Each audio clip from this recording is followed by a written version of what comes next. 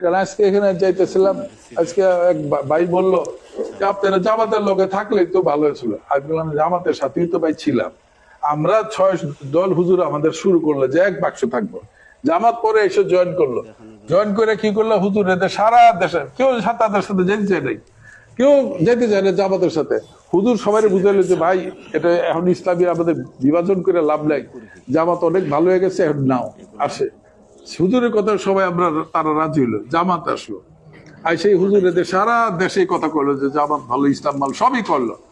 পরে আজকে 2 মাস ধরে আমরা বলতেছি আমাদেরকে, আমাদের নামাই দিছে ফিল্ডে, আমরা ক্যান্ডিডেট, আমি আছি না ইকবাল আছে, দাঁড়িপাল্লা এটা জানতে হবে না, কারণ হেরা যায় মিটিং এ কনভার্সে, এদের জিজ্ঞেস করে ভাই আপনি না, আমি নিজেই তো দিতে আছে ভাই, আমি পাবো না উনি পাইবো।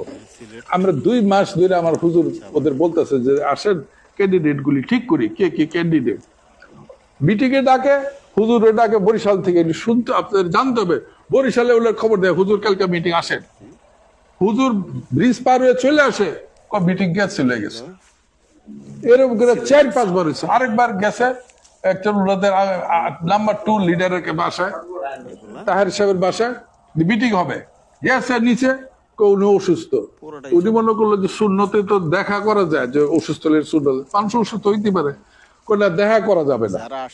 আরে এটা কেমন 40 মিনিট দাঁড়ায় রয়েছে, দেখা করা যাবে না কেন, না দেখা করা যাবে না। তারপরে শুনলো যে উনি অন্য মিটিং করতেছে, হুজুর এসে এনসিপির সাথে মিটিং করছে। তারপর হুজুর বললো আমার কিছু জিজ্ঞেস করলে, এটা নেতা ছিলাম আমি, এখন আপনার হয়ে গেছেন নেতা, তা আপনার এনসিপির সিট দেন, আপনার এনসিপি আমার একটু জানাই বলবেন তো। কয় হুজুর সময় হয়নি, কবে সময় হবে। তারপর বলতেছে যেদিন শিডিউল অ্যানাউন্স হবো পরের দিন আমার বসবো।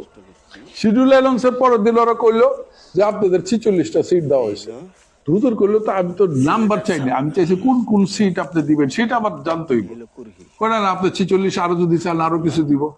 তারপর যখন সিট গুলো দিল, আপনার দেখা গেলো 46-এর মধ্যে 10টা সেফ সিট দিছে, মানে আমরা মোটামুটি আল্লাহর রহমতে সব ইসলামী। আর 36টা দিছে আর কি বিএনপির সাথে হাড্ডাহাড্ডি লড়াই না, আর কি বিএনপির স্টলওয়ার্ড মানে মন্ত্রী ছিল একটা বিশাল এগোর সাথে দিছে, মানে ওই 36টা আমাদের হিসাব থেকে বাদ দিতে হবে। রাজশাহীতে সিট চাইছে, রংপুরে সিট চাইছে, খুলনা সিট না, এখানে পাবেন না। আপনারা যান যেখানে যেখানে আপনার বিএনপির স্টলওয়ার্ড, এখানে আপনারা যান। মুন্সিগঞ্জে 2টা বিএনপির, 2টা হয়েছে মুন্সিগঞ্জে বিএনপির ঘাঁটি, এই নৌকা আপনি ইলেকশন করবেন। যেখানে জামাত স্ট্রং নাই হেনাতে আনবো। এই যে জিনিসগুলো এগুলো আমরা বুঝতে পারছি অনেক দেরিতে, তারপরে সরিয়া করবে না। এই নানান ইয়েতে দেখলাম যে এদের সাথে থাকলে অসুবিধে, এরা কি কয়, তারপর লাস্ট তো ইউটিউবে ছেড়ে দিল যে আমেরিকান কইছে আমাকে বিদায় করতে।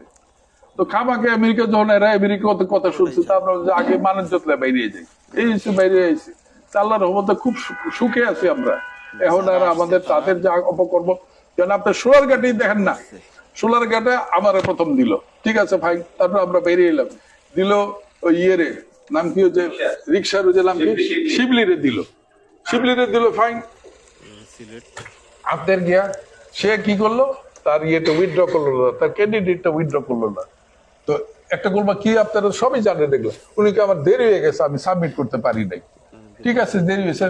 পরের দিন দেখি কি মার্কার ওখানে গিয়ে তার লোক হাজির হয়ে গেছে মার্কে নেওয়ার জন্য, মার্কারও নিল। তারপরে প্রেস কনফারেন্স করছে আমি নাই, তো ঠিক আছে নাই। আবার আপনাকে বিকাল আপনার ডিসি সাহেব ডাকছে, ওখানে ওনার প্রতিনিধি পাঠায় বক্তৃতা দেওয়া হয়। তো ভাই আসলে আমরা হচ্ছে খুব সাধারণ লোক, আমরা সিম্পল মাইন্ডেড লোক, এত পলিটিক্স আমরা বুঝি না। আমরা এসে দিনের পক্ষে মানুষের সেবা করতে।